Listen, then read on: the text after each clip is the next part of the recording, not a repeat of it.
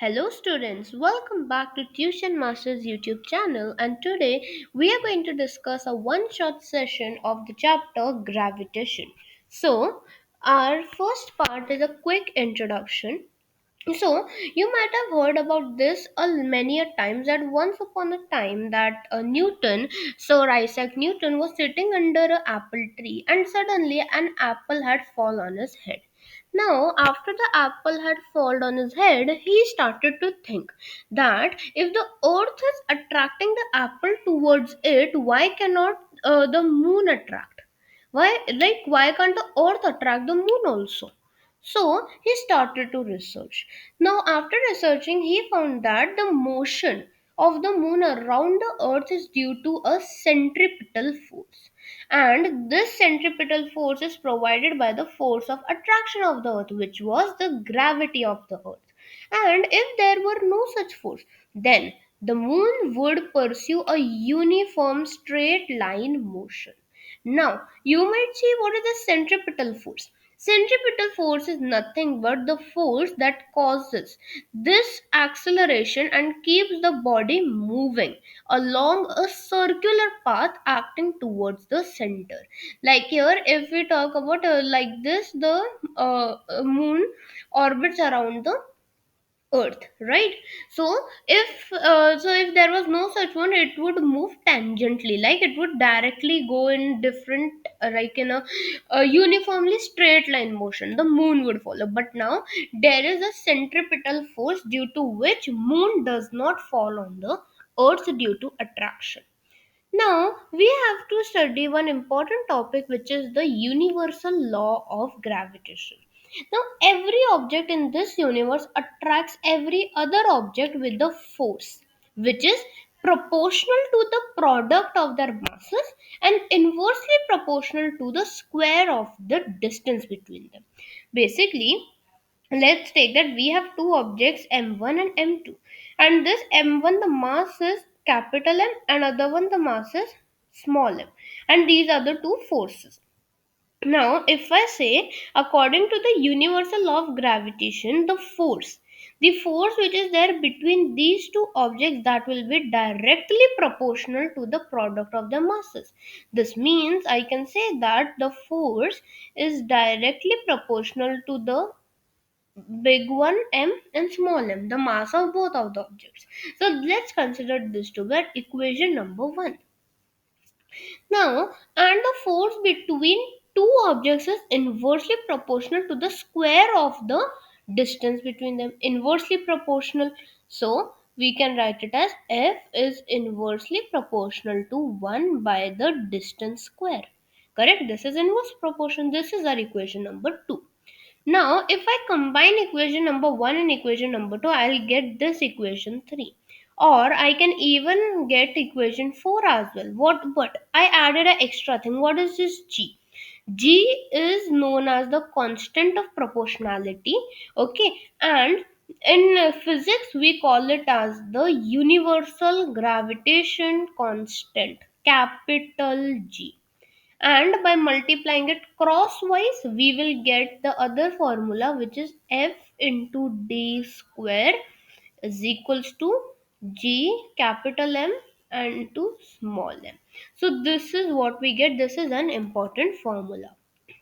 So the SI unit of G is nm square kg minus 2. So this is the unit of G, and the value of this G was found out by Henry Cavendish by a sensitive balance. He found out the value of G. What was the value of G? It is 6.673 into 10 to the power minus 11 nm square kg minus 2. So this is the value. Now let's do a question. If the force of gravitational attraction between two objects of 1 kg mass each is 0.166 Newton, then approximate separation between them would be around how much? Now we know that the force is equals to G M m by r. Correct? Now we have the force, which is 0.166 correct? 0.16. Now what is the unit of g? The accepted value of g, it is 6.67 into 10 to the power minus 11, correct? Multiplied by the two objects, so they have given 1 kg each, so 1 into 1, right? And divided by r square. Sorry, here also it's square, r square.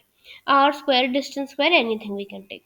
Now if I want to, what do we have to find? We have to find the separation distance only. So r square will be equals to how much? R square will be equals to 6.67 into 10 to the power minus 11 divided by 0.16, because 1 into 1 is nothing but 1 only, so we can just ignore it also. Now when we will solve this, we have to divide it and we will get it as 440.18 into 10 to the power minus 11.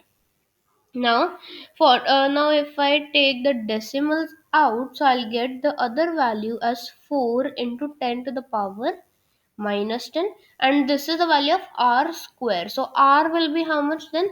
R will be the square root of 4 into 10 to the power minus 10, that is going to give us 2 into 10 to the power minus 5, and that is nothing but 0.2 millimeter. So 0.2 millimeter is our correct answer. Sorry, sorry, 0.02. Really sorry, it's 0.02, not 0.2. Point here. If you see, it's 0.02 mm. Now let's understand the next important concept, which is the acceleration due to gravity. We represented by a small g. It is represented by a small g, and the last, the constant of proportionality, that is the capital G. So you shouldn't get confused. Now acceleration due to gravity. Whenever an object is falling towards the earth under the gravitational force alone, we say that the object is in a free fall. It is in a free fall when it is falling in the earth. So when the object is in a free fall, so the acceleration is occurring due to the gravity of the earth. So that's why we are considering the acceleration due to gravity. Now whenever an object is falling towards it, the acceleration will be involved in it, specifically uniform acceleration. Why? Because of the earth's gravitational force. So that's why such kind of acceleration due to the gravity of the earth is known as acceleration due to gravity, represented by small g. Now, since the gravitational force will always act downward, so that the things is attracted down, so acceleration due to gravity also acts downwards only. And the SI unit of it is meter per second square. This is the unit. Now, what is the value of this acceleration due to gravity on Earth? So let us compute the value of g. Let's take up, there is a body that has a mass m and it is dropped from a height of h. Now what we are doing is, by the Newton's second law of motion, we know that force is equals to mass into acceleration. Now acceleration involved is g over here. So instead of a, we can write it as F is equals to mass into g.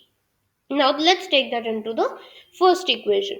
Now we know the universal law of gravitation says that F is equal to G, mass of one, mass of other, divided by the distance squared.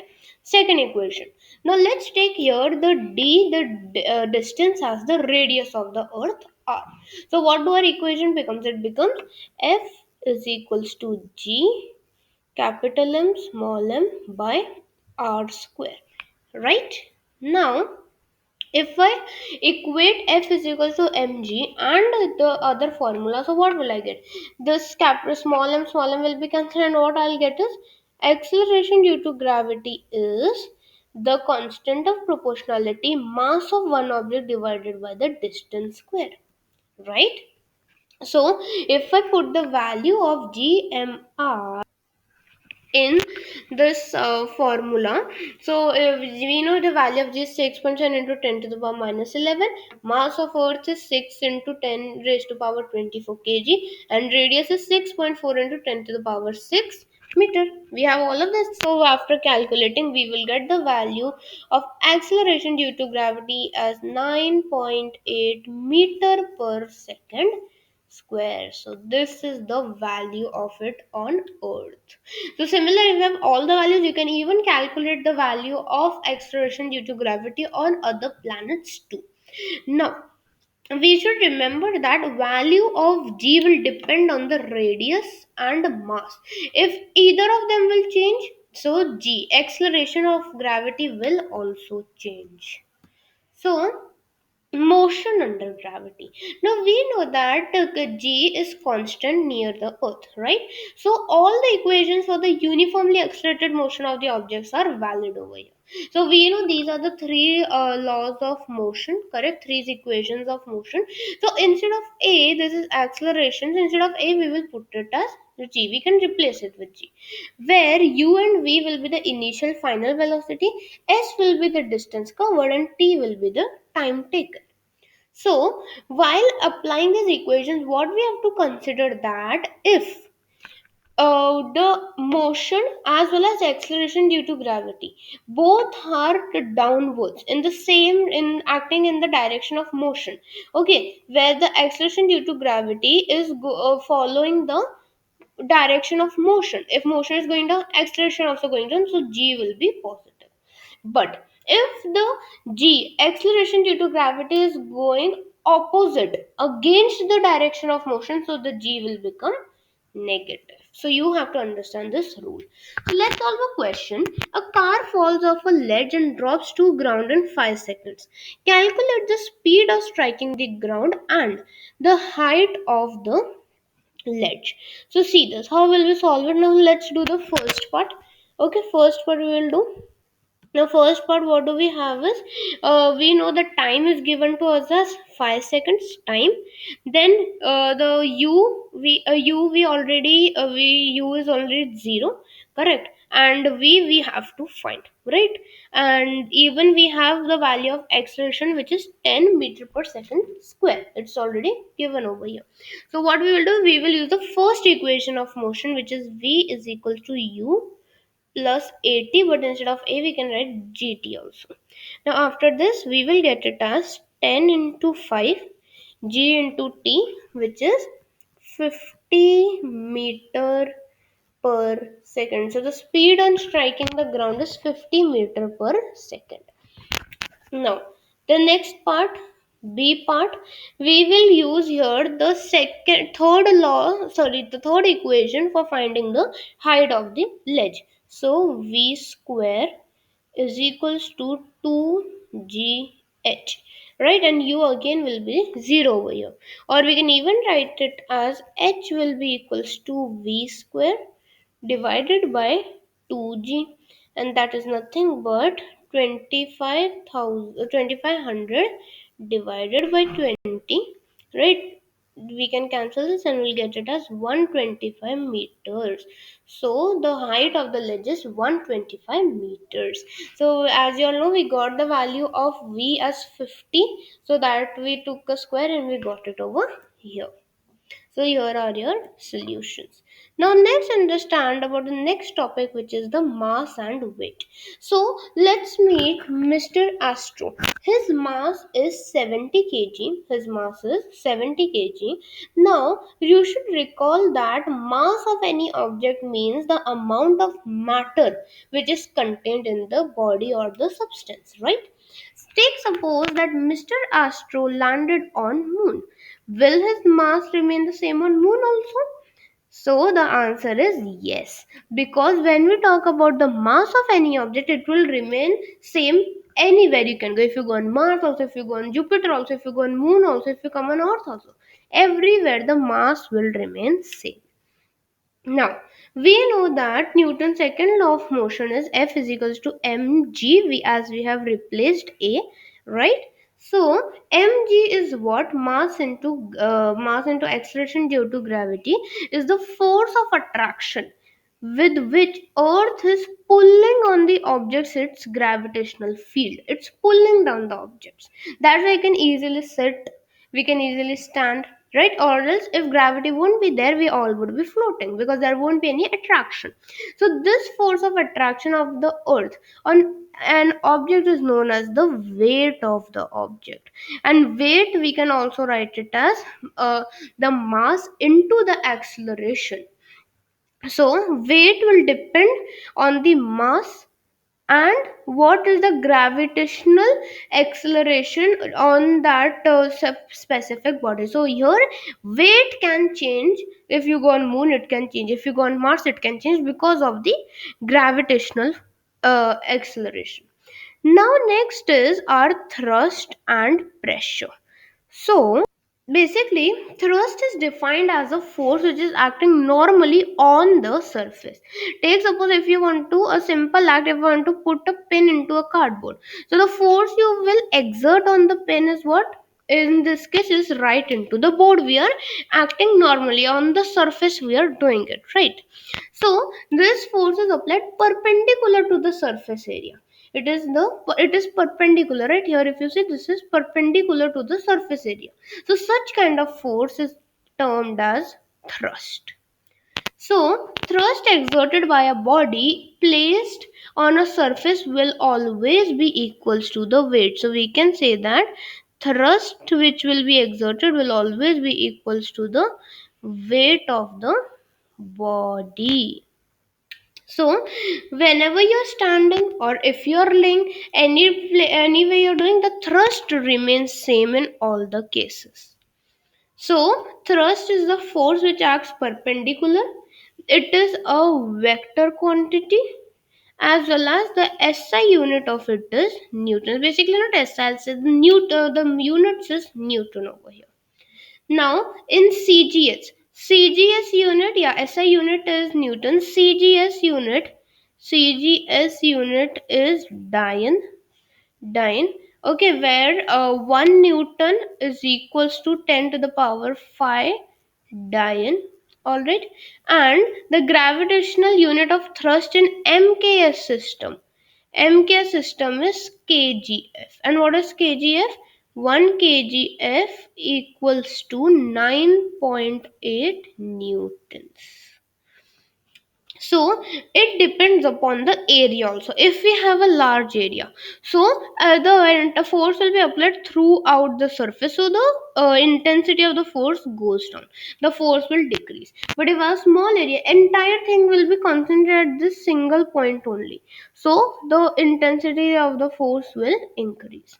So this gives us a relation between pressure and the applied force, and even the area of application of force. So pressure is nothing but the amount of thrust which is acting on a unit area, and it is understood as the quantity called pressure. And thrust acting per unit area is called pressure. So pressure is nothing but thrust divided by the area, or force divided by area, that gives us the pressure. So thus pressure is directly proportional to the thrust. Okay, so if I say that pressure will increase, so thrust will also increase. They are directly proportional, but it is inversely proportional to the area. Means if pressure will increase, so the area should decrease, and even the vice versa. If area increases, so pressure will decrease. And even here, if pressure decreases, the thrust will also decrease. So they are direct and inverse, both are present over here. Now we know that for a given thrust, lesser the area, pressure will be more, and more the area, pressure will be less. So that's why we can say that when we are standing on the sand, we can easily sink down when compared to lying in on. Now the unit of pressure is, we know that force, the thrust over area, correct? That is the formula. So SI unit of thrust is Newton, SI unit of area is meter square, and that has a specific name which is Pascal. So the SI unit of pressure is Pascal, PA. And 1 Pascal means that 1 Newton of force is acting on 1 meter square. For example, like camels can easily walk on the sun because of the large surface area. The hoofs are very big, so they can easily walk. Sharp knife can cut better because if there is blunt knife, so there can be high pressure at the sharp edges, so it we can't cut with a blunt knife, but with the sharp knife it will be very sharp, so we can easily cut it. And heavy vehicles will have wider tires. Why? If they have wider tires, so it will apply less pressure on the contact area. So these are the day to day pressure applications which we don't observe, but it exists. Now, two metal blocks of the same weight, 50 Newton, and equal dimensions of A are given as 30 into 20 into 10. Both are kept on the foam vertically and horizontally. In which case, the compression of the foam will be more and why? So here we have the two conditions in which will be more and why. So we have to identify that. So let's explain this with the solution. Now here we know that the weight is 50 Newton, but the area in contact with the surface is different. First is horizontal, it's vertical also.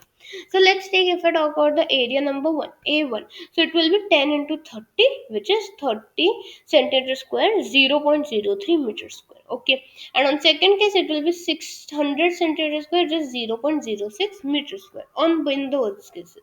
So what do we get? Obviously in P1 it will be greater, right? On the block 1 it will be greater, as it will be 1667 pascals, and other one will be 833 pascals. So area in case 1 is more, then the compression occurs in more in case 1 only, means vertically.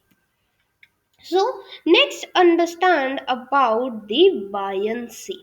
Now, when we push a bottle into the water, there is what the water will exert an upward force, right? And the bottle will automatically come up, right? So this upward force which is exerted by fluids is known as buoyancy, and this is also known as buoyant force or the upthrust.